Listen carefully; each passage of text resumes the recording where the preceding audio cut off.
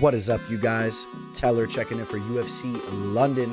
Tom Aspinall makes his return to the octagon.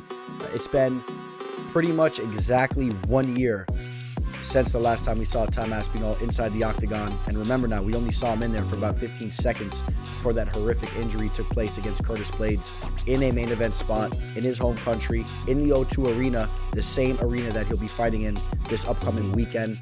He tore his MCL, his meniscus, did damage to his ACL. I mean, if you ask me, it seems to be a little bit of a quick return, but we're living in a different age. You know, I still remember when these kind of injuries would put athletes out for years, and obviously it's a little different these days.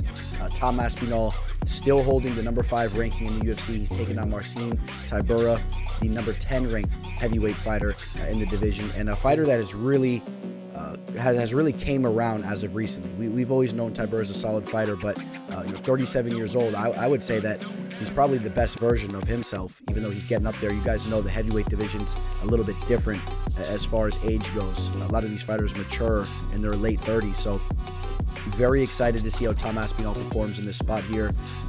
For a London card, maybe not the biggest of cards. We've seen some bigger ones over there, but a lot of solid matchups, a lot of exciting matchups. I think this is going to be a fun card, so make sure you guys stick with me throughout this entire breakdown. You guys know how we do it here. We're starting with the first fight, working our way all the way up to the top. We got timestamps for you guys if you want.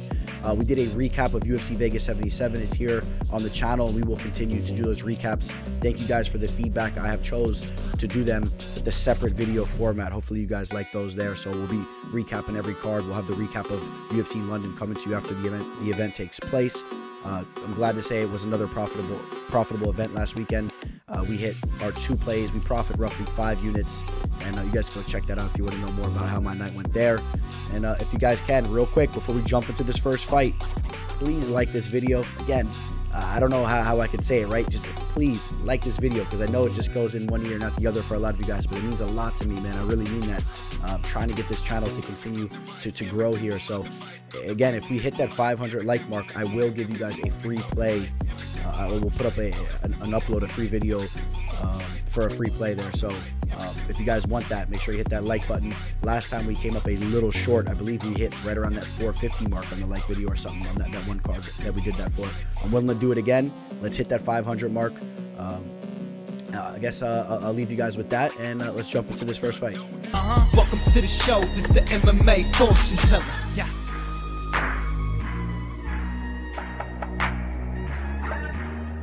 The MMA fortune teller. The teller. Kicking the card off, we head over to the flyweight division, where we have Jafel Filho taking on Daniel Barez. Daniel Barez making his UFC debut. If you guys remember, he had a split decision loss on Dana White's Contender Series against Carlos Hernandez.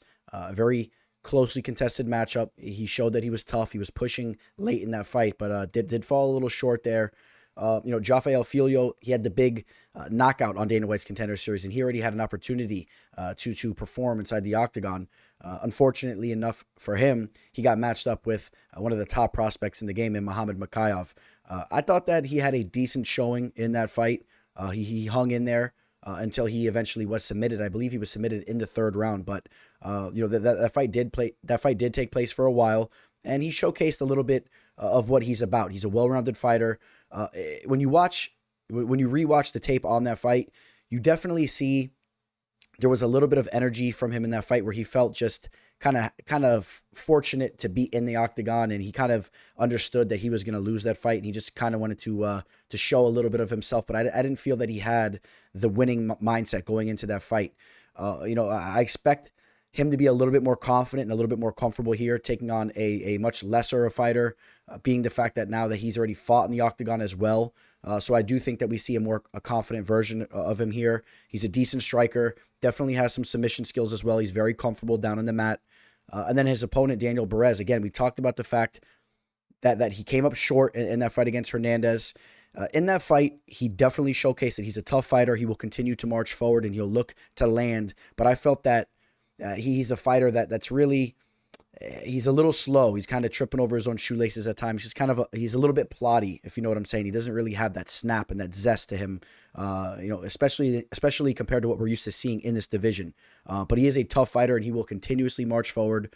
You see him getting in some work over here at Tiger Muay Thai. That's a good thing. I like to see him, expanding his horizons. I know that he is one of the top coaches at his gym over in Spain. I believe he coaches the wrestling and whatnot. And, he's kind of a big fish in a small pond over there. I like to see him expanding his horizons. It's definitely going to do wonders for him. But he's already 34 years old. And even after that loss that he took on Dana White's Contender Series, he went out and he got, I think 4 victories in a row, continuously fighting low-level competition, just as he was before he had the performance on Dana White's Contender Series. Now, you could kind of say the same thing for Jafel Filho as well. These guys don't really have a big hit list under their belts. But you know what? Jafel Filho, 30 years old, a little bit more in his prime. He is about an inch taller, has about a 2.5-inch reach advantage. He's a little bit more rangy. I could see him being a little bit more athletic and using his footwork to land a little bit better on Barez, even though Barez will be marching forward, like I said. But I think Jafel might be a little bit more athletic, a little bit more precise with the strikes. And down on the mat, I think that Filho has some tricks up his sleeve that we'll see. He has some decent submission skills. Out of his 14 victories, almost half of them coming by way of submission there. Barez is a finisher as well, but again, low-level competition. We got Barez as one of the Spaniard fighters on this card. We got another Spaniard we're going to be talking about in a little bit, a fighter that I'm high on who's coming off a loss. And shout out to Alvarez, right? That guy, what's his name? Alvarez, who just won the Wimbledon tennis champion as well. So the Spaniards in the sports news a lot over the last week or so. And we'll see how they look on this fight card. But you know what? I'm going to take Jafel Filho. He's a fighter that's been training out of Nova União for a while now, and I think that he gets the job done here, but I don't say that with an overwhelming amount of confidence, okay? Let me be clear here. I think this is a fight that can definitely play out closely. Now, check out the betting line for this fight. And we'll jump around to a couple different books because some of them were very intriguing. I'm not sure if you guys can see this over here. Hold on. On Bet Online, Filho opened up as a minus 245 favorite and has now settled in as a minus 129. So major movement going towards Barez's way. And I think it was warranted. That line's ridiculous. I don't know how they opened that line up there. On Jazz Sports, Filho opened up as a minus 112 favorite. Actually as a more of a dog, and now he's a minus 128. So different types of movements on these books, but one thing that we're seeing very clearly is that the line is settling essentially right around a pick'em, okay, but with a slight lean on Filho's way, which I agree with. I agree. I think that this line has corrected itself. I think that's where it should be. I think that Filho is deserving of being a very, very slight favorite, but that's about it.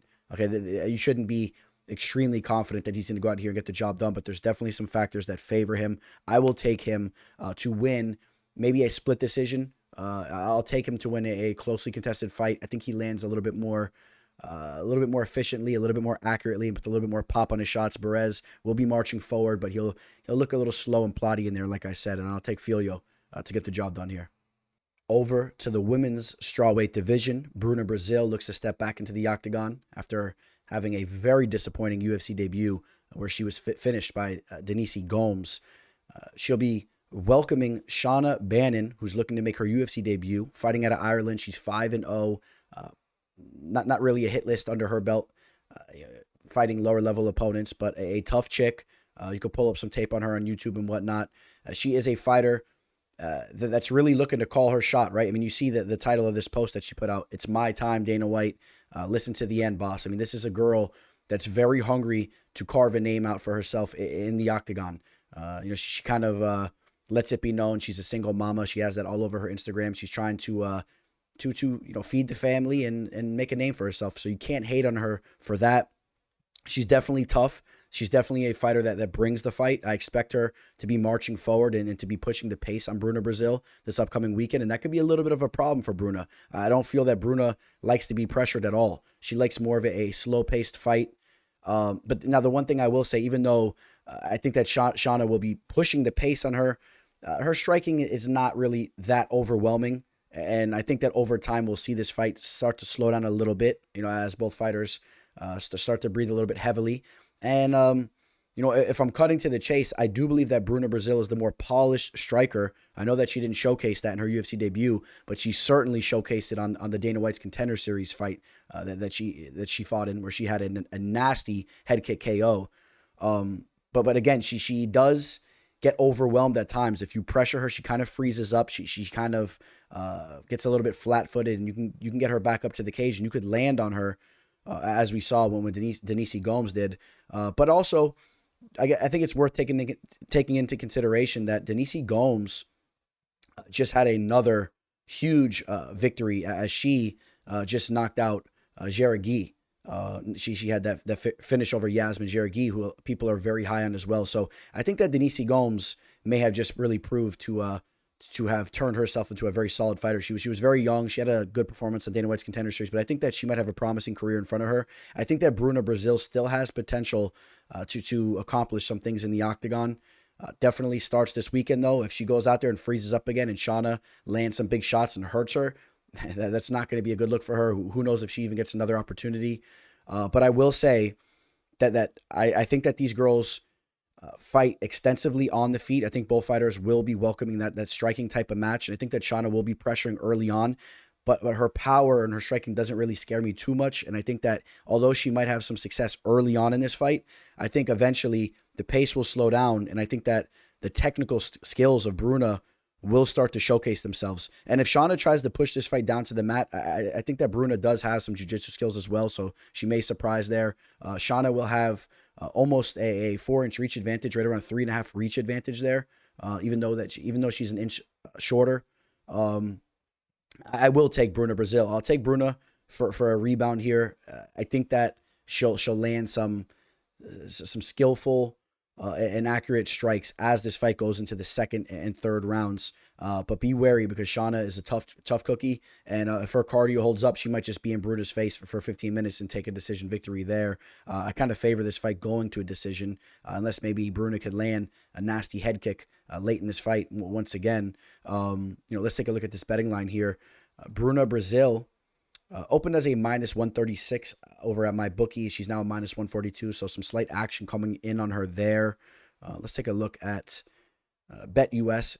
This line opened up as a -115, essentially pick'em odds, and we've seen some slight movement also come towards Bruna Brasil's way. She's now a -135, so slight action coming in on Bruna Brasil. I think it's warranted. When you watch tape on both fighters, you just see that Bruna Brasil is a little bit more technical and a little bit more polished.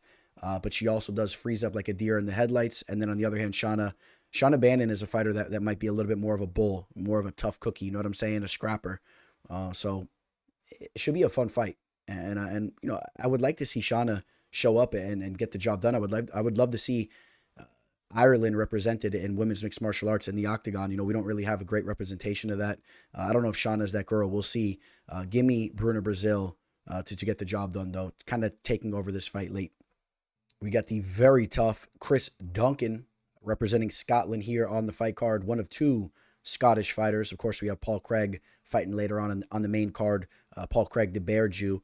Speaking of Bear Jews, Yanal Ashmouz, I thought that he was Jewish. I thought that he was representing Israel. If you go to Tapology and you check him out there, he has the Israeli flag next to his name. If anybody can clarify, if you guys know more about this, I'm not sure if he is Israeli, because if you go to his IG, he has this flag next to him quite a bit. I'm not sure what flag that is. If anybody knows, I would be curious to know that. Also, if you check out his IG profile, he states that he is Muslim. And, I don't know how many Muslims are living over in Israel these days. If anybody can enlighten me there, I would like to know more about where he is from, what's his background. Obviously, he bursted on the scene in his last fight, had a big time knockout victory over the very, very tall Englishman. A fighter that if things would have went his way on that day, could have been fighting on this card, right, in his own country. Excuse me here real quick. I will give him the respect to state his name. Sam Patterson. Remember Sam Patterson, the very, very tall fighter for the division, who had a victory on Dana White's Contender Series and then got absolutely dismantled by Yanal Ashmouz. Yanal Ashmouz, a fighter that has a lot of those traditional martial arts in his background, but we saw in his UFC debut that he does some of the fundamentals very well, has some big power in his boxing. And, he's obviously live to land a knockout shot based off what I just saw in his last fight. And with the fact that Chris Duncan is a fighter that is very prone to taking big shots. He does have susceptible defense. He's not the most technically sound there with his defense, but he's a very tough fighter. He has good power in his own right. If you guys remember the performance that he had on Dana White's Contender Series, where he was hurt very, very bad and then ended up turning the tables on his opponent. The opponent that he had, excuse me here, I want to pull up his name as well. The fighter that he was fighting on Dana White's Contender Series is actually a stud of a fighter in Charlie Campbell. So that was a huge knockout victory there. We remember that he also was knocked out his first time around in Dana White's Contender Series against Slava Klaus. So again, just understand that Chris Duncan is susceptible to being knocked out, and I think that Yanal Ashmouz is live to land that type of big shot. The thing here is, we haven't really seen a lot from Yanal Ashmouz, right? He hasn't been in the octagon for an extended period of time. I'm curious to know how he looks when the fight goes a little bit deeper into it, and I'm curious to see how his wrestling holds up. Chris Duncan's a very well-rounded fighter. You guys saw him before, shoulder to shoulder with Dustin Poirier. You see him with all types of stud fighters. You take a look at this list right here. The who's here. You got Johnny Eblen in the mix here. He trains with DP. You got, who else do we got here? Let me not forget. Grant Dawson, who's on an absolute tear. Mike Brown, one of the best coaches in all of MMA. When you surround yourself with those types of men, that's going to be a problem for a lot of your opponents. So I do believe that we're going to continue to see Chris Duncan refine his skill set. I know that American Top Team's probably working on his defense, and we saw that in his last fight against Omar Morales. He was a little bit more patient in there. I thought that he did take that fight. I know it was a split decision victory for him. I thought that he did enough to get the job done there, showcase some of his wrestling skills. He is a little bit of the bigger athlete here. He's going to have about almost a 4-inch reach advantage. He's an inch and a half taller or so. He's a good athlete. He's a strong fella. And I will lean Chris Duncan to get the job done here. I just think that he surrounds himself with better fighters, and I think that you're going to start to see some good performances by him. But at the same time, I do expect that we will see Chris Duncan periodically starched and put out. I think that that's still very likely over the next couple of years, but I also think that he'll have some big performances and he'll land some big knockout shots and he'll put out some good performances. I will take Chris Duncan here. He's just a little bit more proven to me. I think that Yanal Ashmouz is live to land a counter KO or pull something wild out of his hat, right? You watch him hitting the pads on his IG. He throws all types of wild kicks. He's very flexible. He can get his legs up to the chin very easily. Maybe we see a head kick knockout, something crazy.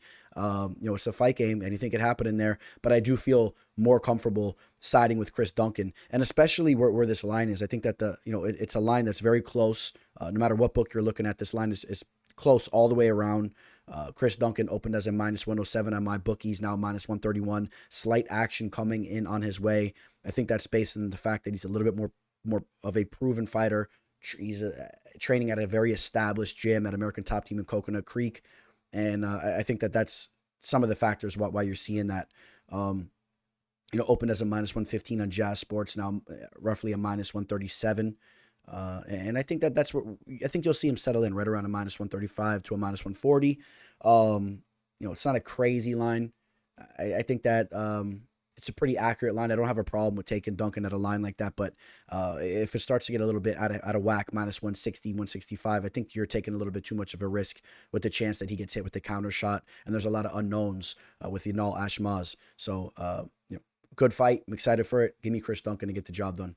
And I'll say he gets the job done via decision. I'm going to say that we see a similar version of him of what we saw in that last fight against Omar Morales. I think he uses his wrestling and tries to avoid a slugfest for the majority of this fight and tries to push with his grappling and mixes things up. And I'll take him via decision to get the job done, just to clarify that. We got a good one here. I know it's early on in the card, but we're talking two top 6 women's bantamweight fighters here in Ketlen Vieira and Pannie Kianzad. Both fighters 31 years old. These fighters are in the primes of their career. This is a solid fight here, and this fight has some serious implications for the future of the division. Both fighters have recently lost to Raquel Pennington. Raquel Pennington always proving to be a tough outing. She's working her way towards fighting for the belt again. Ketlen Vieira had a huge victory over Holly Holm. I don't know how good that victory looks right now with the fact that Holly Holm, with the performance that she just had, we see that age is catching up to her a little bit. But Ketlen Vieira landed a lot of big shots in that fight. She showcased that she carries power. She looks to go out there and damage her opponents. Holly Holm maybe putting a little bit more volume on her and whatnot and kind of outworking her. But Ketlen Vieira has heavy hands. She favors her striking. And you could say the same there for Pannie Kianzad. I think that Pannie Kianzad, I think that she favors her Muay Thai more so than any specific skill set. She's a well-rounded fighter, but she does like to march forward and throw diverse attacks at her opponent. I think that Vieira has more potential to land heavier shots and bloody Kianzad up, but I do also think that Kianzad has the potential to try to go out there or potentially go out there and outland on Vieira and mix in the leg kicks with her overall Muay Thai attack. Pannie Kianzad's been really going out there and getting the job done. Now, I'm not really overwhelmed with her resume. I mean, you'll recognize the names, but still, I mean, Lena Landsberg, an aged Alexis Davis, Sajara Eubanks, Betch Carrera, Jessica Rose Clark, dating back then to her loss against the Panda Julia Avila. Just not a lot of big names. I mean, you can go back to her Georgia Stoliarenko victory. I mean, if you even think that's a big one there, but losses to Macy Chiasson as well. But you know, she hasn't really had many opportunities to face off against big names, so maybe she eventually will start to rise to the occasion. Ketlen Vieira, on the other hand, that victory against Holly Holm, the victory over Miesha Tate. I know it was Tate coming off a long hiatus from the fight game, but the way that she went in there and bloodied her up and hurt her in there, once again, she showcased the power that she has. Had a loss to Yana Santos, as Santos pushed the pace on her there. So maybe you kind of look towards that fight a little bit. Maybe Pannie wants to work in the clinch a little bit, push her against the cage and just try to be active. Maybe she could string off or hit a decision victory here. Another common opponent in Sajara Eubanks. She was knocked out against Irene Aldana, so the chin was tested. Victories over Kat Zingano, Sarah McMahon, back in the day. How about your guy's girl, Ashley Evans Smith, a victory over her as well back in the day. Listen, I think that this has all the makings to be a fun fight. I could see these girls pushing the pace and striking it out. I'm going to say the power of Ketlen Vieira is going to come into play here. She's just a little bit more of a solid fighter, a little bit more of a solid frame fighter who carries some solid power. I think that she lands some big shots, and I think that we see Kianzad bloodied up a little bit. But I also do feel that Kianzad will be very much in this fight and will be throwing a lot back. I favor the power of Vieira here. I think that Vieira can get the job done in that sense there. So on my bookie, Ketlen Vieira opened as a -204. We see action coming back the other way. She's now a -181. So people understanding that Kianzad is a respectable opponent. She's very tough, and she brings some specific threats to this fight. Again, with the diversity in her striking, the volume, the cardio, and all that. You know, Vieira, in my opinion, Vieira should be right around a -170 favorite, 160 to 170 favorite. So I think that line is properly correcting itself. On some books, I mean, she's still up there. She's a -200 on BetUS. I'm not really crazy about that line there. It's a women's bantamweight fight, and I think that it has the makings to be very close. Vieira at times can not put out as much volume as she should. She looks for those counter shots, those big heavy shots where, again, Kianzad will be a little bit more active, I do believe. And, you know, we could check the numbers here as well.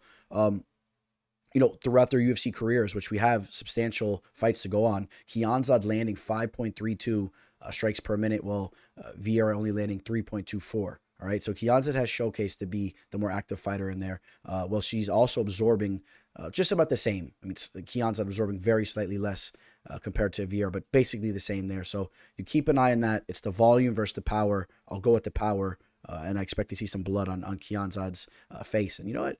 You know, Pannie Kianzad, not a bad looking chick. I know that video doesn't do her the best justice, but she's not a bad looking chick.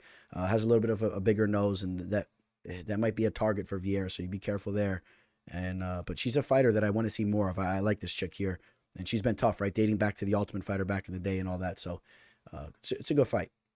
Bryan Barberena returns to the octagon after taking 2 losses in a row, being submitted by 2 very polished fighters in RDA and Gunnar Nelson there. You know, Bryan Barberena has had the luxury of having some big time fights based on his entertaining fighting style. I still would argue that he's not one of the better fighters in the division, if you really want to be honest. He's a fun fighter to watch. Makhmud Muradov, the first fighter to ever be represented by TMT, by Floyd Mayweather and them. He's a fighter that I believe has very much underachieved. He's also coming off 2 losses, and those losses, very unfortunate for him. I mean, of course, starting off with the loss that he took to Gerald Meerschaert, that was a fight that he was a big favorite in, and he got overzealous in there, and he got caught up in a dirty scrap, and he eventually got submitted in there, kind of broke down. On his last fight, he lost to Caio Bahayo, a fighter that is very much on the up and up, a very polished grappler. So, just 2 tough losses. Before that, though, it's worth mentioning, he had 3 victories in a row dating to his UFC debut, and the last 2 knockouts over Andrew Sanchez and Trevor Smith.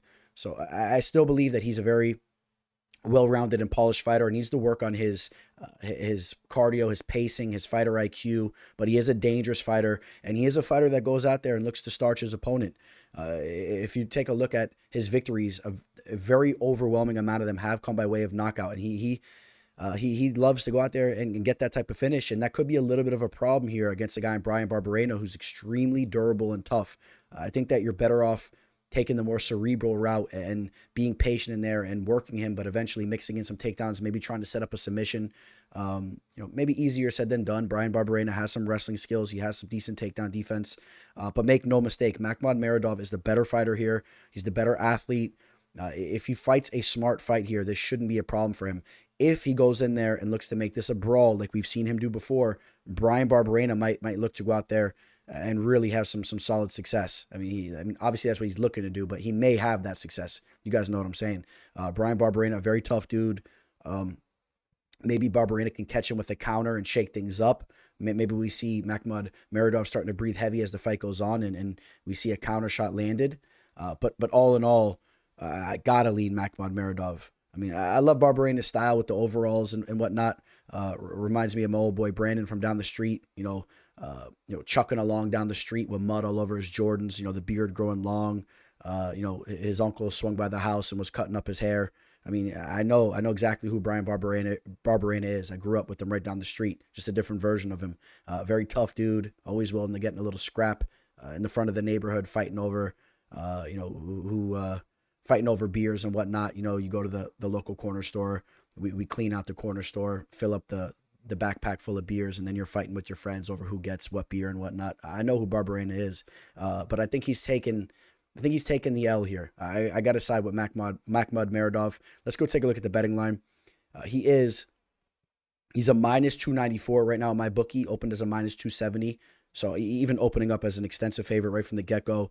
At BetUS, opened up as a minus 275, is still a minus 275. He's just right under that 3-1 favorite line.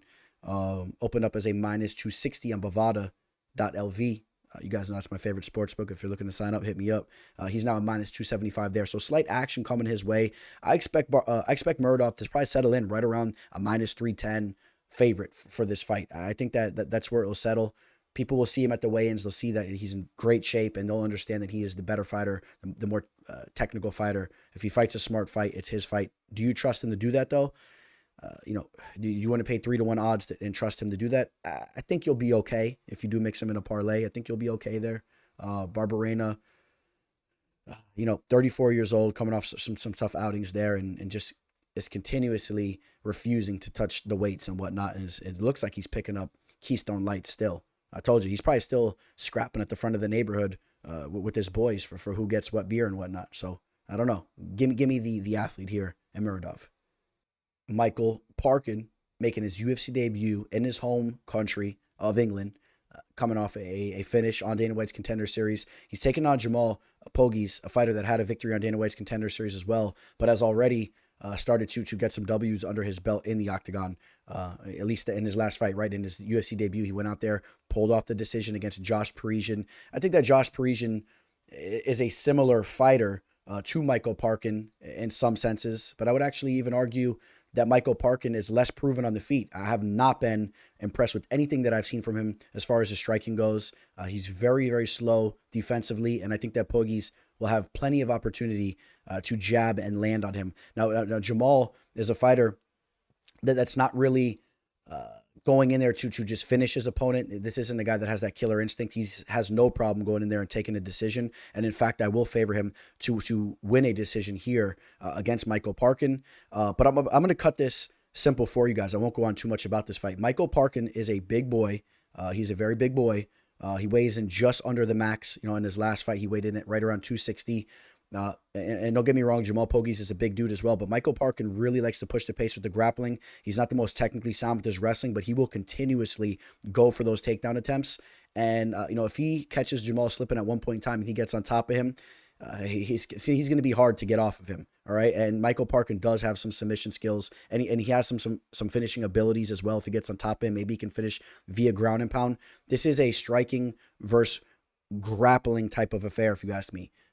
So even though Michael Parkin might not necessarily be going in there to get him down to the mat and pull off some wild type of sub, but he wants to get on top of him, work some ground and pound, or try to set up a rear naked choke. Jamal Pogues wants to use his footwork, jab, and win a decision. Okay, I'm going to favor the more proven and more technically sound fighter in Jamal Pogues here. I think that he proves to be the better fighter and has a little bit more things going for him with the fact that he's already fought in the octagon and he's starting to feel himself right now. Both fighters 27 years old. Parkin will have a 2-inch reach advantage, but I'm just not high in his striking skills, and I don't really care about that. This fight's going to come down to the fact, can Jamal use his footwork properly and not trip over his shoelaces and have Parkin get on top of him and start to shake things up. Okay, so let's go take a look at the betting line. Jamal Pogues right now, a minus 158 favorite over at my bookie. He opened as a minus 227, so action coming in on Michael Parkin. I think that's understandable when you have two big heavyweight boys scrapping on a fight like this, where both fighters are not necessarily proven. They don't have a huge resume. You still don't know what to fully expect from them as time goes on. I think that it is understandable why we see action coming in on Michael Parkin. If he can have success with getting this fight down to the mat, we might see Jamal Pogues get in trouble. I like Jamal Pogues to get the job done here, though. And we'll take a look at another betting line. Opened as a minus 219. He's now a minus 152. So really, we're seeing that consistent trend of action coming in on Michael Parkin, fight taking place in his own home country. And, it is what it is, right? I don't think I have nothing else to say there. It's a striker versus grappling type affair up in the heavyweight division. It should be a fun one. Joel Alvarez makes his return to the octagon after taking a very tough loss against one of the best fighters on planet Earth in Arman Tsarukyan. I won't put him to the flame too much for that loss. Arman Tsarukyan, you guys know how high I am on him. And then he was on quite a little bit of a win streak there, dating back to his first loss in the octagon in his debut against Damir Ismagulov. So high-level competition. Joel Alvarez, especially with the victory that he had over Thiago Moises, he has proved to me that he is a solid fighter that has a lot of potential. Still only 30 years old, has a great frame for the division as well. Like I said, he can strike, he can grapple. He's a submission threat. He's a very well-rounded fighter. And I'm expecting him to make some noise in his return here. Marc Diakiese, his opponent, this was a fighter that was one of the top prospects in the fight game back in 2016. I would argue that he has not lived up to the hype that he once had. And it really all started with the loss that he took to Drakkar Klose, where he started to look like he lost a lot of confidence in the cage. I know he's had a couple victories here and there throughout the years, but he lost a lot of the confidence that he once had on the feet. You saw him in his fight with Slava Klaus. I'm not going to knock him for it in his fight with Slava Klaus. He wanted nothing to do with Slava on the feet and was just working the takedowns consistently. And again, I won't knock him too much for that. It was an intelligent way to fight that fight. But I think the old Marc Diakiese would have maybe been mixing in some takedowns and then try to set up some nasty strikes in the feet. He just wanted nothing to do with the striking, wouldn't throw any type of shots there. And he's had some questionable performances over the years. I faded him against Rafael Alves, cashed in on some dog money there. Some bad fighter IQ there, got caught with the sub. The longtime American top team fighter who now is, I believe, training more in his home country. I believe now he's over on the other side of the pond. I haven't been that high in what I've seen from him. He's a decent fighter. I think that Joel Alvarez has much more potential at this point in time. Unless Diakiese wants to run the clock back and we see vintage Diakiese landing huge overhand rights, starching his opponents like when he knocked out Timo Packlin. But when you kind of understand how low level Timo Packlin was, you understand that he was kind of getting away with it back then and then knocking a lot of guys out on the regional scene and whatnot, a lot of unrecognizable names.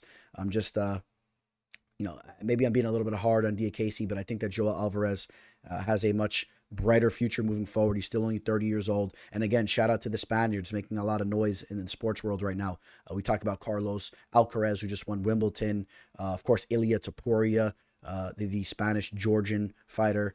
And then again, we have a Spanish fighter making his UFC debut to kick this card off in the flyweight division. So I'm going to say that Joel Alvarez proves to be the more diverse fighter, the more confident fighter here, even coming off the tough loss he just took. I think that he'll be mixing things up and he'll have a 4-inch reach advantage.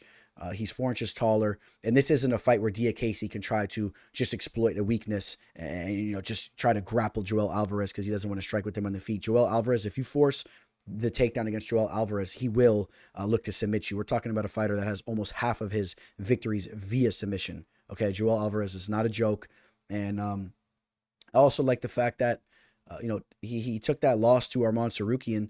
That was back in February of 2022. I don't really have a problem with that long layoff. He's rested up, he's healed up, he's been continuously training. I believe he just had a child, and I think he comes back strong here. So I will take Joel Alvarez to get the job done. Let's take a look at the betting line on this fight. Joel Alvarez is a -185 with action even coming in as I'm recording this, more action. He was just a -178. Now he's a -185 on my bookie. He opened as a -144 dating back to July 10th, about a week ago. Joel Alvarez, I think that he rises to the occasion here. I don't want to completely disrespect Marc Diakiese, even though I'm sure a lot of you guys feel that I have. I've had some of you guys hit the comment section up before saying, why am I disrespecting Diakiese? I think it had something to do with just the fact that I was kind of high on him back in the day. I was expecting big things from him, and I think that it was a little bit, it never lived up to be what it could have been. I thought he was a fighter that had potential to be really exciting, to be a problem in the division, and I think that when you think about some of the performances where he's went out there and just hasn't fought entertaining type of fights, he's really let the crowds down at times, and I think he has that potential, but just seems to shy away from putting on those entertaining types of fights. And I just think that I'm not really crazy about watching him throw those little calf kicks and then clinching up and trying to grapple and just get away with a little pitter patter here and there. So give me Joel Alvarez, get the job done. The line's getting a little high. I would say anything -200 and down is not, it's not out of the realm. It's not necessarily bad value. I think Joel Alvarez is the better fighter, and I think that he will showcase that. Now, this fight comes out of left field, but it's a fun fight. This is a fight that should definitely deliver. Danny Roberts, hot chocolate Danny Roberts, is always involved in these wars. He favors his striking, and he's willing to go in there and trade. Jonny Parsons, the Syndicate MMA striking coach, is coming off that victory on Dana White's Contender Series against Solomon Renfro, a fighter in Renfro that is really, he's been hyped up throughout the years, but has had some tough losses as well. But he's a tough fighter, a talented fighter. And in all reality, Jonny Parsons did lose that fight. Solomon Renfro should have got the job done there. But at the same time, Jonny Parsons put out a good showing for himself, as he showed to be very aggressive and showed to be a talented striker, a tough striker. And I expect to see this fight take place in the feet. I expect to see these guys go to war. And I'm going to lean towards Danny Roberts' way based on the fact that he's done it at a higher level. He's been in there. He has the cage time. He has about a 5.5 inch reach advantage right around there or so, depending on where you're pulling up stats on them. He's the taller fighter. He's the better athlete. Now, some things that are going against Danny Roberts. Yes, he's 36 years old. He's been involved in some of those wars that we talked about. And if Parsons can land a big shot, there's no question that he can get the knockout. Danny Hot Chocolate is coming off a knockout loss against Jack Della Maddalena.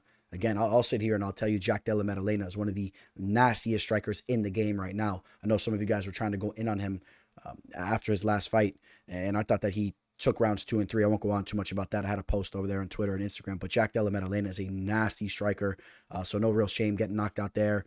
Went to war with Francisco Trinaldo, came up a little short there, had a victory over Ramazan Amiv, had the knockout victory over Zelim Amadayov. He also got knocked out against Michel Pereira and was submitted by Claudio Silva. So definitely coming up short at times, but he's also had his moments. Knocked out Oliver Enkamp. I believe Enkamp fighting over in Bellator these days.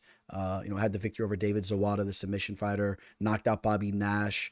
back in the day. Got knocked out by Mike Perry, went to war with Mike Perry way back in the day. And there's a lot of fun fights on this resume. The Dominic Steele fight, if you guys remember the Steele fight way back in the day, actually submitted Nathan Coy, the longtime American Top Team veteran, one of the OGs from American Top Team. I mean, he's gone to war for years, and I just think that he's more battle tested. Johnny Parsons might have the youth going for him and the durability going for him.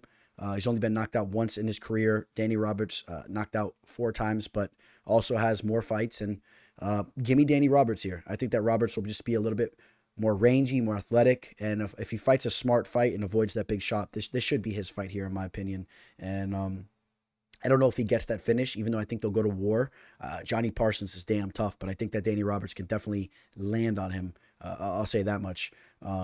So, you take a look at some numbers. Not a lot to go on here. Parsons just has that one fight under the UFC banner, so we won't dive into these numbers too much. Let's go dive into the numbers of what the lines are looking like. It's a fight that is capped very closely. My bookie opened up Danny Roberts at -129, and he is now a -105. So action coming in on Johnny Parsons. I think people are a little bit nervous. As far as Danny Roberts goes, they're a little bit nervous of his durability issues as of recently, the wars he's been through, his age and whatnot. And I think that they think that Parsons can land that one shot. Let's see. We'll pull up Johnny Parsons on my bookie, open up as a +103. Action coming in on him there. And he's now a -121. All in all, a very close betting line on these two fighters here. And I would have to lean with Danny Roberts, a fighter that's just more proven, more athletic, and just the larger fighter here as well. And Johnny Parsons, a fighter that I don't know. I mean, I could be wrong here, but Johnny Parsons, a fighter that could potentially be fighting at a lower weight class, doesn't come in that chiseled, and carries a little bit of excess weight, but that also helps with his durability and his toughness and his gas tank. So it'll be an exciting one. But give me Danny Roberts to pull off the decision by just outlanding Parsons in somewhat of a war. In the bantamweight division, we have the longtime veteran Davey Grant taking on the relatively new to the game Daniel Marcos. He has a fight under the Dana White's Contender Series banner, and then he has a victory in his UFC debut in a fight where he really put on a phenomenal performance, went out there and finished Simon Oliveira, but it was the way that he fought in that fight that really impressed me, the way that he was switching stances, but most importantly, the way that he worked the body. I love watching fighters work the body. We do not see it enough. You guys know that I've said this before, and I'll say it again. I am really, really big on fighters working the body, and I'm not just saying that to be cliche, like you heard some announcers say it or whatnot. From somebody that used to spar and train regularly, I always was a huge fan of working the body. To me, there was nothing more satisfying when you're sparring. Obviously, you're not going out there to headhunt and knock your opponents out or your training partners out. Excuse me. But you know what? When you're sparring, you can work the body pretty heavily, right? You can throw some damaging shots to the body. I used to love to drop my sparring partners with body shots. If they're leaving their body open and they're not guarding it, I think that it's something that you could help them with it and teach them a lesson there. And it's not like you're rattling their brain, you're damaging their brain. So it's just obviously I never became a pro fighter or nothing like that, but I just don't understand why we don't see more fighters work the body, because it's a target that isn't moving like a head moves, right? I mean, so many fighters have beautiful head movement, and especially when you're talking about in the UFC. But that body's not moving, man. You can tee off on that body, and again, once you start working that body, then the head is there to be hit as well as those arms start to drop. And I just want to say that the performance that Daniel Marcos had in his UFC debut was very high caliber. Simon Oliveira is a talented striker in his own right, and he just damaged that body all day with his boxing, and then eventually even cracked him with some knees to the body and finished him up. So I think that Daniel Marcos showed to be very durable, and he actually shows to be somewhat of a legitimate undefeated fighter at this point coming into the UFC. Where at first I kind of thought that it was just, and don't get me wrong, he does have a padded record, a very, very padded record, but when you see the skill set that he put on display in his UFC debut, you understand that he's just not some fighter that has just a padded record and is just a fake undefeated fighter. He's a fighter that went out there, got the job done on Dana White's Contender Series, went out there, got a victory over Brandon Lewis, a very tough Brandon Lewis, who fights out of Tampa, and then went in there and followed that up with an impressive performance in his UFC debut. I think he's a solid fighter. Davey Grant, a very, very dangerous striker in his own right. Davy Grant, he's getting up there in age, and Davy Grant's a fighter that gets away with a lot inside the cage. We've seen him have some big time comebacks throughout the years. We've seen him losing fights and then come out and get a knockout in the third round. We saw that when he fought against the very talented Jonathan Martinez, who's absolutely on a tear right now, and he got that knockout late in the second round, but he was losing that fight. Had a knockout against Martin Day in the third round. He was also down going into the third round in that fight. So just understand that he's a fighter that's a little bit awkward. He's a little bit herky-jerky, and at times he's down on the scorecards, but he's always going in there and he's looking to get the finish. And we saw that once again in the Rafael Assunção fight, and that was a very frustrating fight, and the referee did Assunção dirty. That was in his retirement fight. If you guys remember how that played out in the third round, Assunção was on his way to winning that fight. He was a step ahead of Davy Grant throughout that entire fight. I think the referee stood them up. It was a very bad stand-up, if you guys remember, and then things got crazy, and Davy Grant caught him in that nasty sub. But let me just say, Davy Grant is a good fighter.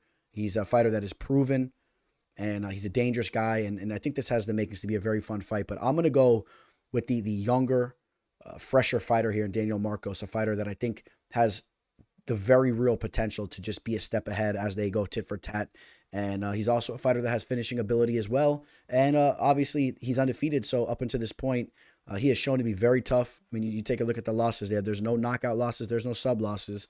Now, again, he has had a padded record coming into his last two fights. But I think over time, Daniel Marcos will show to be a legitimate UFC fighter. He's very, very polished with his striking, switching stances. He's very calm. He's cerebral out there. I want Daniel Marcos. I'm taking Daniel Marcos to get the job done here.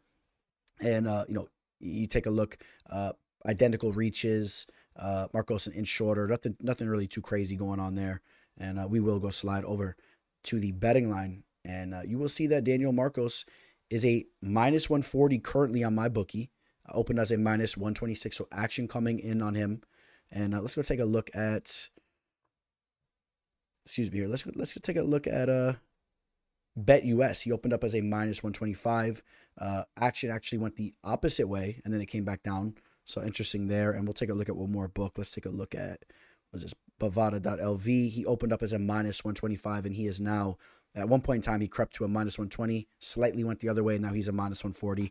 I expect that trend to somewhat continue. I think that Marco settles in as a minus 155, 150 favorite by the time we see this fight take place. I think just the youthfulness, the freshness, and some of the skills that he showcased in that UFC debut leads us all to side with him. Unless you disagree with me, let me know if you guys have the very dangerous Davy Grant pulling off the upset once again. Lerone Murphy fighting in and representing his home country of England here, taking on Joshua Coulibaly.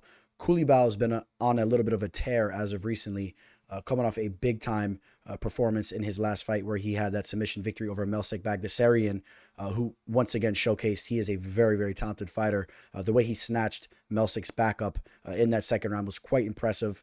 And it was good to see something like that coming from him too, just to show the well-roundedness of Coulibaly, because he is a talented striker as well. Also had a victory over Sang-Woo Choi, who's a talented striker, and he got the better of him there. A victory over Shaolin Erdenbeck. Went to a draw with Charles Jourdain. Then dating back to his UFC debut, where he was finished by Jalen Turner. Now, we know Jalen Turner is a very, very talented fighter as well, so no real shame there. Coulibaly just tasting defeat once throughout his professional career. Lerone Murphy still has not tasted defeat. He is still undefeated. Murphy hasn't been the most active of fighters, but he's just a very athletic, very quick-twitched fighter that has some solid and technical striking skills. He's a well-rounded fighter too. Don't get it twisted. He's a very well-rounded fighter. This isn't a guy that you can just go shoot in on and control him down on the mat. He's working to get back up if you take him down. He's athletic, and he's just very hard to hold down and very hard to get down. He's a good fighter.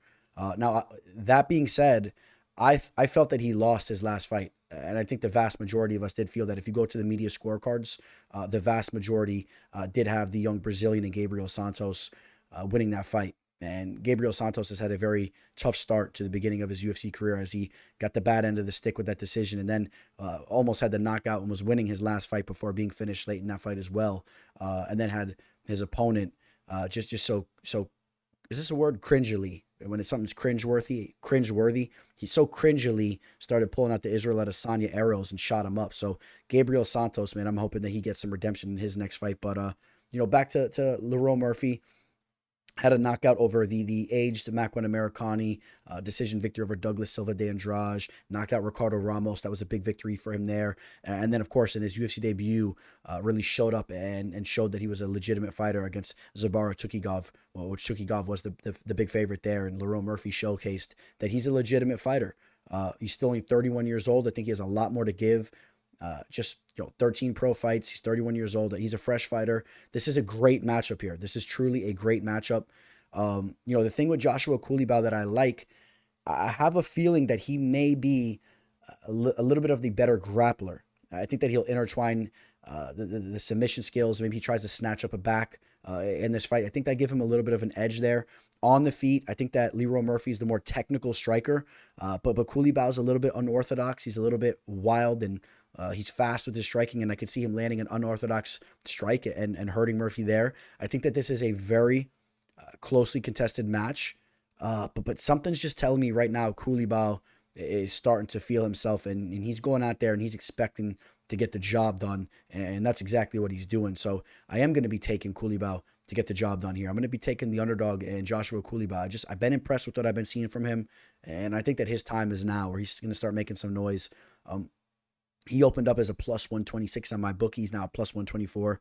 Very, very slight line movement towards his way. Let's see how these other books are moving. If you guys could see this, on Bovada, he opened up as a plus 130. He's now a plus 127. Again, very minuscule movement going towards Coulibaly's way. In all reality, this line's not moving too much. Plus 130 on BetUS. He's now plus 120. Once again, you see the trend going towards Coulibaly's way. I could see this line closing a little bit more so, but I do expect that Lerone Murphy will be the slight favorite when this fight takes place. And I think this is a fight that will play out very closely. It's obviously going to go one way or another. But I think that Coulibaly has all the potential in the world to go out here and shake things up. And I think that he could have some success down on the mat if this fight goes there. All right. And if it doesn't, it'll be a very exciting striking match, and either man can land some big shots. And there's a variety of ways that things can go on the feet. So it should be a fun one. Give me the dog in Coulibaly. So earlier, when I talked about the matchmaking for this card and how I liked it, this was a fight that really stood out to me as far as that goes. I mean, this is a great matchup. Two very rangy strikers, two fighters that deliver fun fights. They've kind of been under the radar throughout their pro careers, but Jai Herbert and Fares Zaim, very fun fighters to watch. And they're definitely at different points in their career. Fares Zaim, only 26 years old still. This is a fighter that we've been watching perform in the octagon from a very young age. I believe he made his UFC debut right around 22 years old. Now, he hasn't been the most active. You've seen him just randomly thrown on a card taking place over in Europe and whatnot. But that's good. It gives him more time to continue to round out his overall skill set. He came into the sport of MMA with a striking background, and we've seen him have success there, and he's working on all his tools. And you could kind of say the same thing for Jai Herbert. Jai Herbert came into MMA with a striking background, and I would argue that he's refined and worked on his grappling very well throughout the years. He's a fighter that seems to always be involved in some type of war. Something about his style just really it brings that type of energy when he's in the cage. We've seen him in some crazy wars dating back to, was it the Francisco Trinaldo fight? That was a crazy one, and he did come up short, I believe, in that fight. We would take a look at some of the work that he's done, and he had his moments in that fight. He almost got the job done, and he did. He got knocked out there in the third round. It was a tit-for-tat type of fight, and that was his UFC debut. The former Cage Warriors champion got submitted by Renato Moicano. Renato Moicano, a very underrated fighter, and obviously he had that edge down on the mat. After that, he knocks out Kama Worthy. Then he gets knocked out by Ilia Topuria, one of the greats in the division. Then he gets a victory over Kyle Nelson, and then he just went to a draw with Ludovic Klein. So a little bit of some ups and downs, but I think at the very end of the day, that he's a fighter that's going to go out there and give you a run for your money if you back him. The southpaw striker will have a 2-inch reach advantage over Fares Zaim. But you know what, man? Zaim really impressed me in his last fight against the Mad Dog in Michał Figlak, the undefeated Polish fighter at the time. And Zaim looked to have showcased that he's really rounding his game out, and he's just becoming a very dangerous mixed martial artist. And I've been a little bit back and forth with who I want to back here. And, I'm leaning towards Fares Zaim based on the fact that He's just more youthful. I think he has more to give to the game. He's 26 years old, and he's been fighting for quite some time. Even though he's 26 years old, it's not like he's some green fighter. He has 17 pro fights, pro MMA fights under his belt. He has the kickboxing background. I mean, this is a fighter that's been around martial arts for a long period of time. And Jai Herbert, on the other hand, he's been through some wars. He's 35 years old. This is a young man's game. He's very live to go out here and get the job done. But I like for us, Zaim, maybe you watch Jai Herbert's, I wouldn't say just his grappling, but the way he mixes things up. Maybe he can mix things up here and try to take advantage of Zaim down on the mat. But he has seemed to have been sharpening that side of things up. But if you also remember the Terrence McKinney fight, he was submitted in the first round there. Terrence McKinney does have some good wrestling, just very low fighter IQ, as we saw once again in his last fight. And then dating back to his UFC debut where he had that loss against Don Madge, a fighter that I was very high on and excited to see him have a long UFC career. He disappeared. Don Madge, the striker who had a big fight on Dana White's Contender Series. But Don Madge, who was a striker, wanted no part of Firas Zaim in that fight. He was just using his grappling the entire time. And he even struggled with getting that fight down to the mat. He just kind of controlled Zaim against the cage. And Zaim was like 22 years old back then, I think. So give me Firas Zaim to get the job done. The rangy striker that really could have a very promising career over the next couple of years or throughout his career, but could have a very, could really get things going here over the next couple of years as he turns 28, 29 years old and matures. And right now, for us, Zaim is a minus 144 favorite. He opened up on my bookie as a minus 101. So kind of like a slight underdog, sliding over to the favorite side of things. We'll take a look at Jazz Sports. He was a plus 104. He's now a minus 154. So a lot of action coming in on the young Frenchman here. You keep an eye on that. It's always a good trend or a good sign when you see action coming in on a fighter. That is a good sign if you're liking him there. So you keep an eye on that. So some of the experts are liking what they see in this kid. So he's feeling himself coming into this fight. I'll back him as well.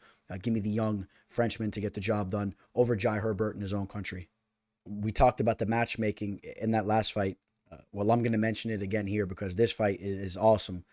Two of the best Brazilian Jiu-Jitsu players in all of MMA squaring off here. I really hope that we're able to see this fight touch the mat. Paul Craig, the current 9th-ranked light heavyweight fighter, drops down to the middleweight division. He takes on Andre Muniz, one of the nastiest BJJ players, man. This guy's out there breaking Jacare Souza's arm, pulling off subs and all types of fighters in the division. Now, his striking, obviously not his best skill set, but he's been working on his striking. He's a rangy, scrappy type of striker, and yes, things do have to be refined. Luckily for him here, Paul Craig is not the best of strikers either, and you could pretty much say the same thing about Craig there. So really, Craig's striking has been part of the biggest hole in his overall game, I guess you would say. His striking defense also. Paul Craig is a fighter that does get tagged, gets hurt, just got knocked out against Johnny Walker. He lost to Volkan Ozdemir. He was teed off a little bit there. He was on his way to getting beaten down by Nikita Krylov before pulling off a miraculous submission. The submission he pulled off, I was going to say the current champion in Jamal Hill, but Jamal Hill vacating the belt after he was injured. Obviously, the submission labeled it a KO, TKO here because he basically ripped his arm like a chicken wing, right, as he was elbowing him and all that. It was nasty. That was just spectacular, and I would consider that really a submission. I mean, that was basically a sub, the way he pulled off that finish there. Again, just to point back at how good Paul Craig's Brazilian Jiu-Jitsu is. Andre Muniz will have a 2-inch reach advantage if this fight takes place on the feet. I'm sure obviously it will for a little bit. But again, I hope this fight goes down to the mat. And, I'm a little suspect on how Andre Muniz is going to look if he gets hit with some shots down on the mat where they're trading or they're grappling. Andre Muniz showed that he does not like to be the nail in his last fight. We saw that against Brendan Allen. Brendan Allen landed some big shots against him and kind of broke him down. And he eventually submitted the Brazilian Jiu-Jitsu whiz. I believe he pulled off a rear naked choke, correct? He did pull off a rear naked choke against Andre Muniz there. So I think that there's a lot a lot of question marks going into this fight. We could start with Paul Craig dropping down in weight. How is he going to look? Paul Craig was also a fighter that said that he was going to retire at the end of 2022. He said that he would not be fighting after the year 2022. Here we are in the middle of 2023, and he's in the midst of another UFC fight card over in England, and now he's dropping down in weight. So, I mean, there's just so many question marks. His striking defense is susceptible. Like I said, I wouldn't even be shocked if a fighter like Andre Muniz tags him with a counter. And that's kind of wild to say. This is a fight that's very tricky. Where am I going to go with it? Andre Muniz right now, this is what I'm going to say. Andre Muniz is a minus 212 favorite. Excuse me, a minus 227 now. We even had just some recent movement. He's a minus 227 favorite on my bookie. I don't know if I feel comfortable taking him anywhere in the minus 200s. I think that I would have wanted Muniz at the very least where he opened up on my bookie right around that minus 175, 188. You guys know that Paul Craig is always game. And if you're not a fighter that really has solid takedown defense and you're a nasty striker, which is really the best recipe to really hurt a guy like Paul Craig, I think that you are in for some potential trouble. Paul Craig is a fighter that is submitted, in my eyes, probably the best light heavyweight fighter in the game right now. And Makhmud Ankalaev pulled off that last second sub with the second left. How crazy was that? I mean, Paul Craig, he might be able to go out there and pull off something similar to what we just saw Brendan Allen do against Muniz. Paul Craig has some heavy hands down on the mat too. He could throw some hammer fists as they're exchanging. Paul Craig has the BJJ to potentially avoid being subbed.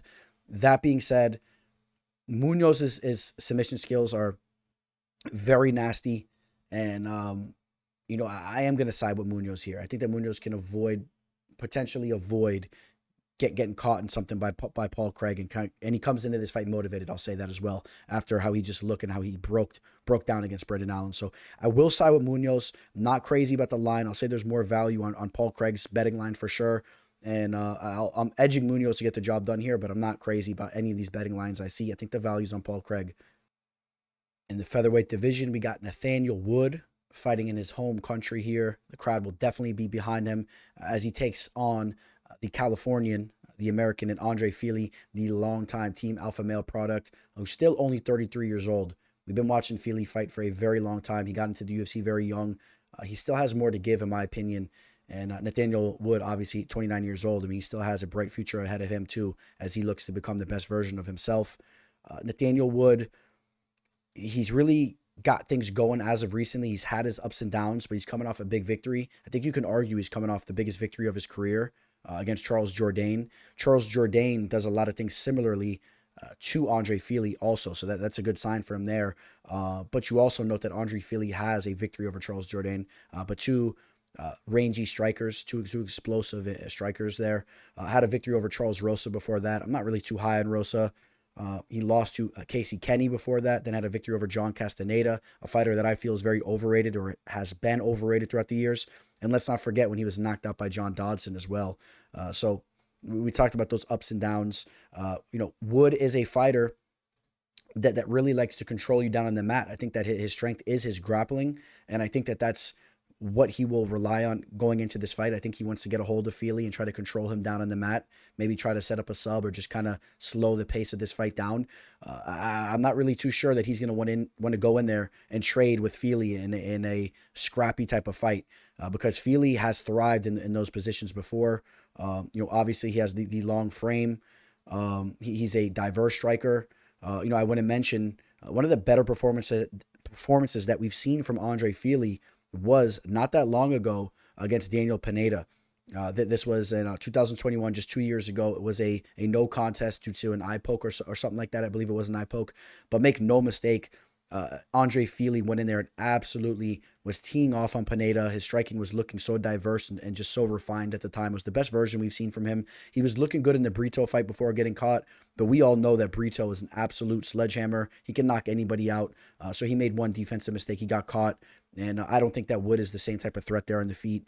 He bounced back with a victory over Bill Algeo, the very cerebral and calculated fighter, striker / grappler. He does a little bit of both that, but Fili got the best of him there. I think that Fili is coming into this fight with his own momentum, and I will say that Fili should be able to get the better of the striker in this fight here. the better of the striking, excuse me. Whereas Nathaniel Wood will look to get this fight down to the mat, and I'm not too sure how much success he's going to have there. We take a look at Andre Fili's numbers throughout his lengthy UFC career. He has posted a 69% takedown defensive rate. He's been pretty good there. Nathaniel Wood with the 54% takedown accuracy. It's not a bad number either. But I kind of favor Fili having enough success using his footwork and stuffing some takedowns, working against the cage, and then landing some solid strikes as that's all taking place. And I think that I lean towards Andre Fili getting the job done here. I could say I lean towards a decision, but I think it's also worth noting that Fili really put some zest into his own shots, and he might go out there and look to starch Wood. Or he may land something wild. He might land a head kick. He might land something nasty. We've seen, like I said, we've seen Nathaniel Wood knocked out before when the very small John Dodson clipped him in the third round there too. So it's not out of the realm. We've seen the chin tested before. I like Andre Fili to get the job done here. And let's go take a look at the betting line and see what we're talking about. Andre Fili is the dog. He is currently a plus 155 underdog on my bookie. He was at one point in time at plus 157. He opened as a plus 150. So the line kind of up and down, but not really a crazy amount of movement. I think it'll stabilize right around there. I think he'll be like a plus 150. And I was a little surprised to see that, to be honest with you. I thought that we would have seen more respect on Andre Fili's name. I know that Nathaniel Wood's coming off a solid victory, and he has the grappling avenue, and he's fighting with the crowd behind him and all that. But I think that Fili is a very dangerous opponent, and he has the length advantage too to go along with the striking. Right, he has a 5-inch reach advantage. He's 5 inches taller, so Nathaniel Wood will have to close the distance in order to have success. And Fili is a true veteran, and hats off to Fili. I'm a big fan of his, and this is a fighter that has showed us many different sides of him. We've seen him crying in the octagon after, he had his wife had a miscarriage and whatnot. We've seen him really showcase different sides of himself. He's not shy to do that. This is a guy in Andre Fili that he can take a joke. He has thick skin. You could bust his balls. I've done it on IG. He gives you a little LOL or whatnot. I mean, you could say whatever you want to him. He's a cool dude, and I'm a fan of his. And I think that he is more than live to get the job done here. And I think Team Alpha Male will have him prepared for those takedown attempts that will be coming his way. Also keep that in mind, right? This is a fighter that trains with some of the best smaller wrestlers in the game. So Nathaniel Wood will be nothing new to him there. And although Nathaniel Wood's good at wrestling and grappling, he's fighting over in England. And although England's wrestling has came around, it's I don't know if it's up to the level of those Californians over there at Team Alpha Male, some solid wrestlers. And I think that he will be up for the test. Give me Andre Fili to get the job done. And maybe he lands a big shot and ends this fight in the second round. I don't know.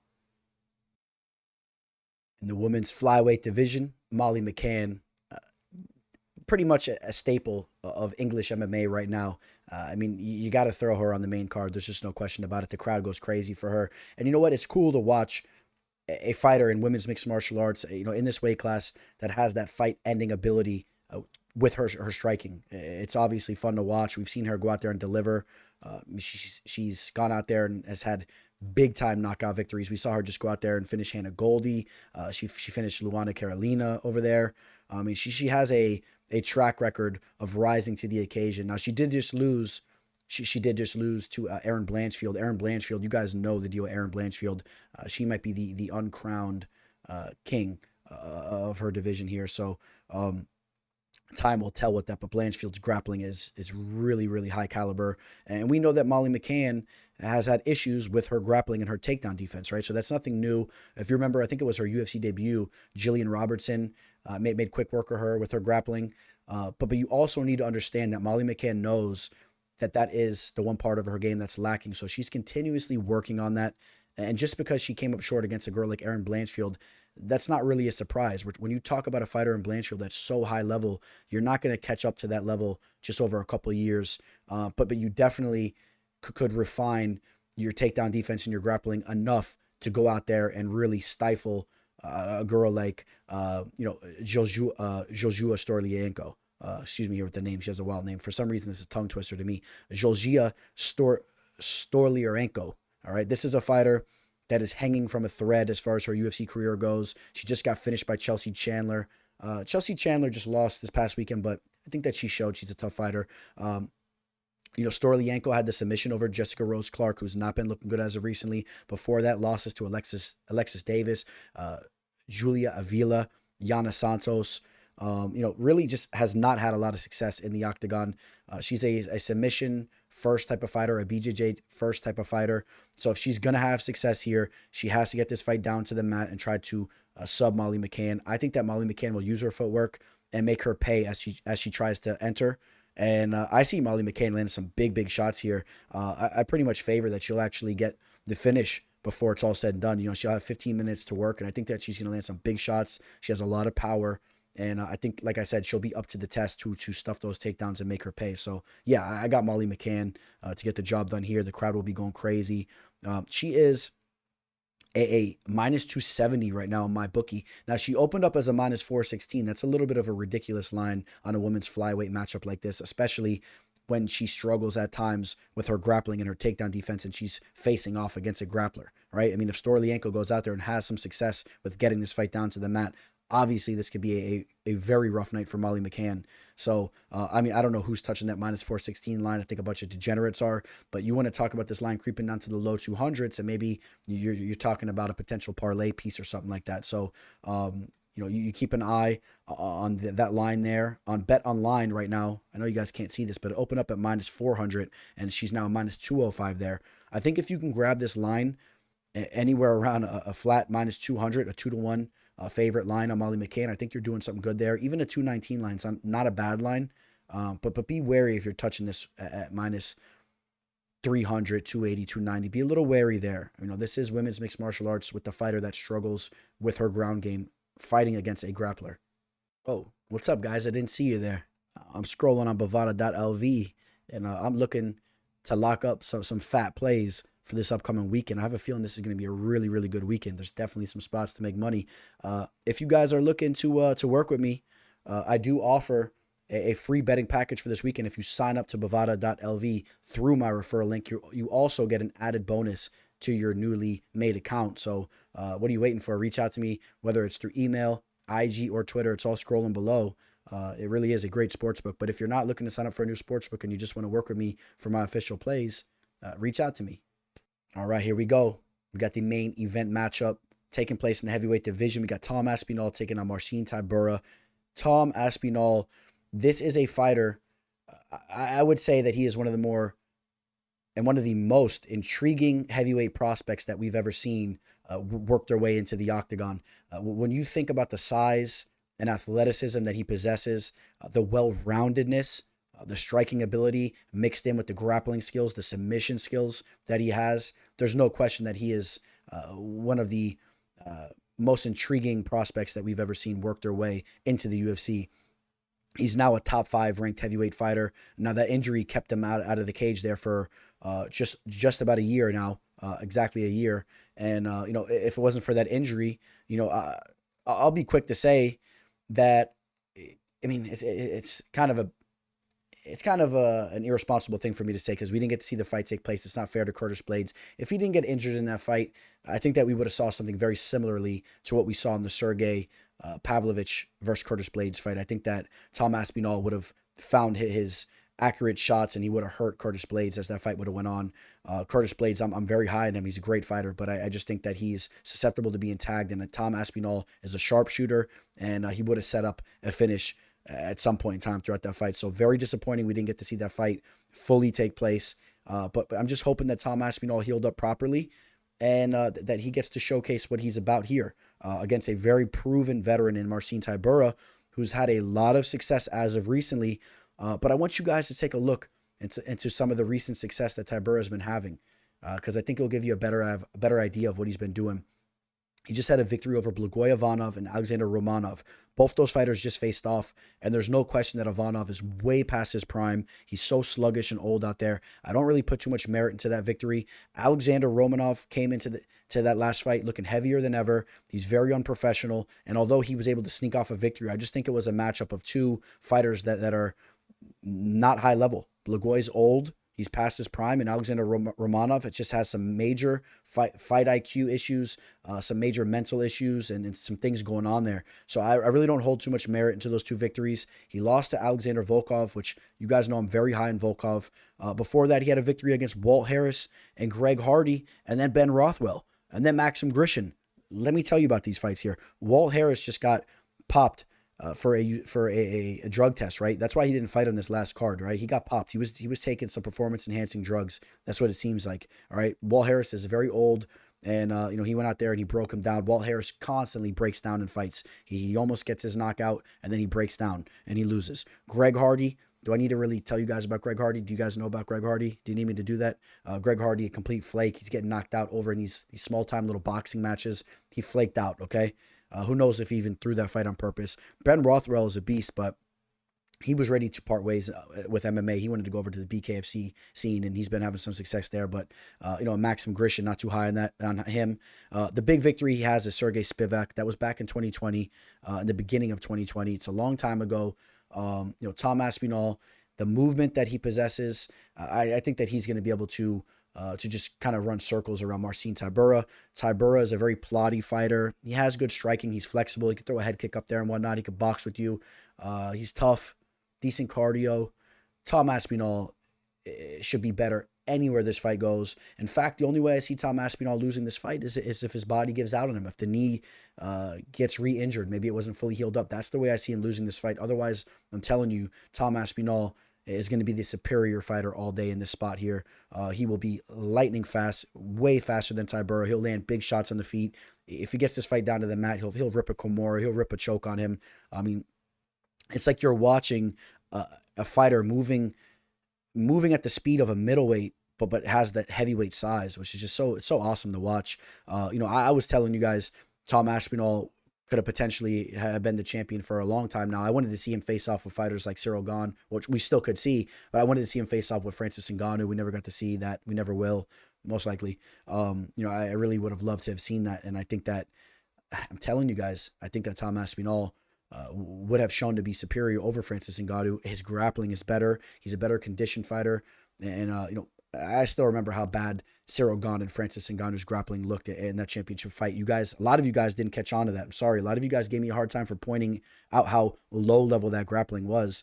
And I still say, if Stipe Miocic doesn't get knocked out within the first round, he takes over against Cyril Gane and Francis Ngannou all day. They are low level grapplers. And when the fight starts to go on and you see them get a little bit tired and there's not as much of a threat for them to get knocked out, you're going to see these superior grapplers take over those fights. Now, that's a big if. In the heavyweight division, I mean, you're going to get landed on as you try to get the fight down to the mat. So, these mammoth big-time strikers can knock you out. But Tom Aspinall, my point is, Tom Aspinall is a fighter that checks off all boxes. This is a conditioned athlete that's a high-caliber grappler, okay? So don't get it twisted and understand what you're watching in there. And Francis Ngannou, props to him for making his money, and he'll be taking on Tyson Fury and whatnot. We'll see what unravels with that, what the rules are for that fight. But Tom Aspinall, in my opinion, if he didn't get knocked out by Ngannou within the first couple minutes, he would have took over that fight. And hopefully we'll see Tom Aspinall versus Cyril Gane, and you guys will see exactly what we saw when John Jones faced off against Cyril Gane. You'll see him just submit him with ease very early on. All right, so I am high on Tom Aspinall. Let's go take a look at the betting line. I hope his body holds up with the injury. He right now is a -500 on my bookie, open as a -454. Slight movement going his way. He's a big-time favorite here. On Bovada, he's a -500, open up as a -400. Slight movement going his way. All books are kind of trending towards his way. Open up as a 425 on DraftKings, now 500. I think that he'll settle in right around a -600. I think we still see action coming in on him. People are very high on him. You got to be careful based off the injury that he just had. That's the problem. Marcin Tybura is big. He's heavy. And, he can use that weight to potentially lean on and re-injure Aspinall. Be careful there. Just remember, Tom Aspinall went out there and submitted Alexander Volkov, right, just recently with ease. Alexander Volkov is a much better version of Marcin Tybura. That's the best way I could put it. A lot of similarities. I would say Volkov's better anywhere that you analyze them. So understand that Tom Aspinall is the better fighter here, and I got him winning this fight. Potential parlay piece, but if you got to get that line lower, I don't know if it might be too late for that, because you shouldn't be touching those minus 550, 600 lines just due to the injury. That is the issue. I'm worried he throws a kick and injures himself or re-injures himself, and that could be a little bit of a problem. Tom Aspinall landing 7.41 strikes per minute compared to Tybura's 3.55. He goes out there and he lands and he makes quick work of a lot of his opponents, absorbing much less than Tybura as well. Not much less, but less. He's very efficient defensively. The movement's there. Very polished boxer. He has a nice guard. Shells up nice, and he will get the job done in the main event this upcoming weekend. All right, guys, that's going to wrap up UFC London. Got to hit you guys with some parting words. As you know, first and foremost, I want to say thank you to all you guys that like this video, that have subscribed. It does mean a lot to me. Thank you for those of you guys that went over, check me out on my social media, hit that follow, and help me build my brand over here. I do really appreciate you guys. Thank you. The words that I'll leave you guys with here, I saw something interesting, right? I believe it was Shark Week or whatnot. Better be, because all I see on the TV is stuff with sharks, and I'm into that type of stuff. I love watching it. I don't think it was a coincidence, right? And I'm watching this one little show that they had where this guy, he's swimming in shark-infested waters. In fact, I think he was swimming outside of Australia, and he was trying to pull off this major accomplishment where they swim around this strait or whatnot, and only a very limited amount of people have done it. And there was an incident that happened where a shark was tailing him, and supposedly this dolphin saved him and whatnot, but he saw the shark or whatever, and there was a whole incident that happened. The guy says, as this whole thing's happening with the shark, what he was thinking in his mind is, why me? Why would this happen to me? He kind of said, like, why is this happening? He was kind of trying to relay what he was thinking at the time. As I'm watching this, I'm thinking, it's very interesting, right? Because it correlates to a lot of people in our society, and you don't want to be these types of people. How can you think to yourself as that's happening, why me? When you put yourself in shark-infested waters, and it's known for being one of the most shark-infested waters, dangerous shark-infested waters in the world, where there's great whites and all types of stuff. How can you say, why me, as you're out in the middle of the ocean and you're swimming and you're trying to accomplish this achievement? Okay, now I'm not saying that you shouldn't do things like that. Props to you if you're out there pushing the limits and you're getting a thrill out of it and you're going out there living life. But don't be surprised when certain decisions you make, and again, I want to kind of sway this into other aspects, right? Decisions that you make, don't then say, why me? Why is this happening to me? Because there's a lot of other different decisions that we all make, and then we want to feel bad for ourselves and say, why me? Why this? A lot of times the decisions that we're making, it's completely valid why some of the things are happening after we make those decisions, all right? That goes for me, that goes for you. So it's just kind of like accountability. Think about that, right? So some of the bad things that have happened to you as of recently or throughout your life, maybe kind of dive into why some of those things happened. And maybe you'd be surprised to see that, some of the decisions that you've made have correlated to those things happening. So you can avoid them in the future. All right, guys? That's what I leave you with here. UFC London. I'm excited for it. I'm excited for the return of Tom Aspinall. I hope you guys all have a very successful betting card. And if you're looking to work with me, of course, you guys can reach out to me. I'm always here. And what else can I say? I think that's about it. All right, guys. Enjoy the fights. Have a great week. Signing out. Teller. Welcome to the show. This the MMA fortune teller. Yeah.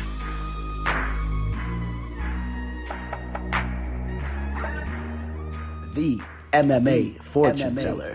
The teller.